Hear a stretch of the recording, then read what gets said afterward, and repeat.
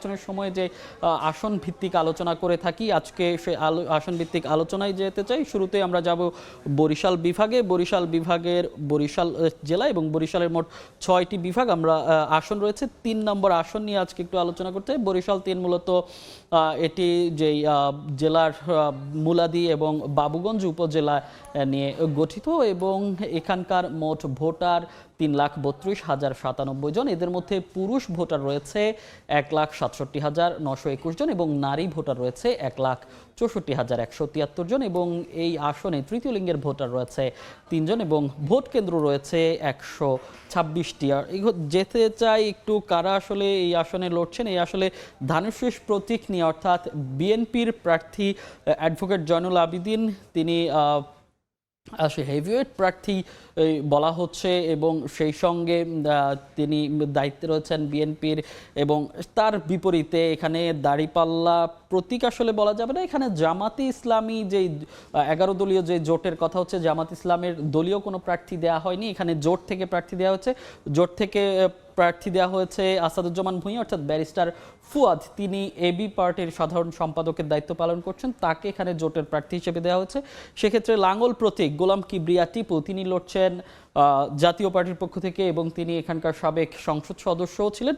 তো এই ছিল মোটামুটি আজকের যেই আলোচনা, সেই আলোচনা এবং বরিশাল ৩-এর যেই তথ্য, সেই তথ্যগুলো, বরিশাল ৩ আসনের তথ্যগুলো দেখছিলাম। এই বিষয়ে বিস্তারিত জানাতে আমরা চলে যাব বরিশালে। সেখানে আছেন সহকর্মী মেহেদি হাসান, তার কাছেই জানবো বিস্তারিত। মেহেদি, এই যে বরিশাল ৩ আসনের আমরা দেখছি বিএনপির হেভিওয়েট প্রার্থী রয়েছে, সেক্ষেত্রে জামাত জোট থেকে প্রার্থী দিয়েছে, তো সেক্ষেত্রে ভোটের সমীকরণটা এখন কোন দিকে যাচ্ছে?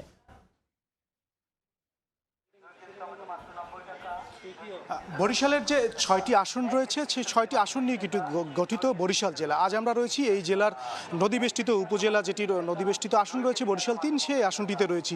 এই আসনটিতে প্রায় ভোটার সংখ্যা ৩,৬০,০০০-এর কিছুটা বেশি, যার মধ্যে নারী ভোটার সংখ্যার চেয়ে পুরুষ ভোটারের সংখ্যা বেশি এবং তৃতীয় লিঙ্গের ভোটার রয়েছেন ১ জন এবং এই আসনটিতে কিন্তু কেন্দ্রের সংখ্যা ১২৬টিরও বেশি। আমরা একটু জানিয়ে রাখি যে এই আসনের মানুষরা প্রতি বছরই কিন্তু বর্ষার মৌসুমে নদী ভাঙনের শিকার হন। তো এবার আমরা ভোটারদের সাথে কথা বলেছিলাম, তারা বলছেন যারা তাদের দুঃখে এবং সুখ দুঃখে পাশে থাকবেন তাকেই তারা ভোট দিয়ে সংসদে পাঠাতে চান। একটু জানিয়ে রাখতে চাই যে এই আসনে বিএনপি, জামায়াতে ইসলামী,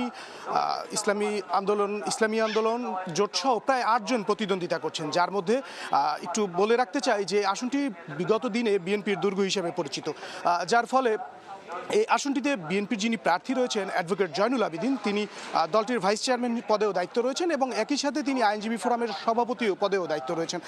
বলাই যায় যে তিনি এই আসনটিতে বেশ শক্ত অবস্থানে রয়েছেন এবং একটু জানিয়ে রাখি, তফসিল ঘোষণার পর থেকে কিন্তু তিনি এই আসনটিতে বেশ প্রচারণা অব্যাহত রেখেছেন। একই সাথে আরেকটু জানিয়ে রাখি, যিনি জামায়াতের জোটের প্রার্থী রয়েছেন আমার বাংলাদেশ পার্টির সাধারণ সম্পাদক ব্যারিস্টার আসাদুজ্জামান ফুয়াদ, তিনিও কিন্তু প্রচারণা অব্যাহত রেখেছেন।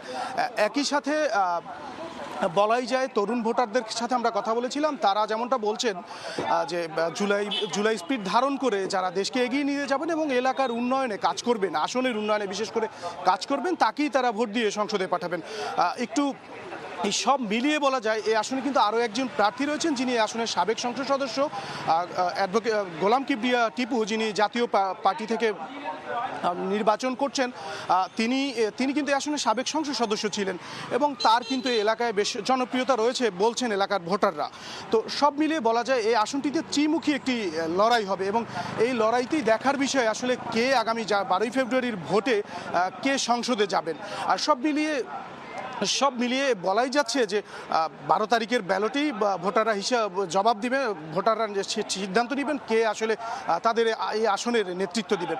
তো বরিশাল ৩ আসন থেকে আমার কাছে এই ছিল সর্বশেষ। মেহেদি, আপনাকে অসংখ্য ধন্যবাদ। সহকর্মী মেহেদি হাসান বরিশাল ৩ আসনের সার্বিক যে পরিস্থিতি সেটি জানাচ্ছিলেন, যেটি বলছিলেন যে বরিশাল ৩ আসনে মূলত ফ্যাক্টর হতে পারে তরুণ ভোটাররা।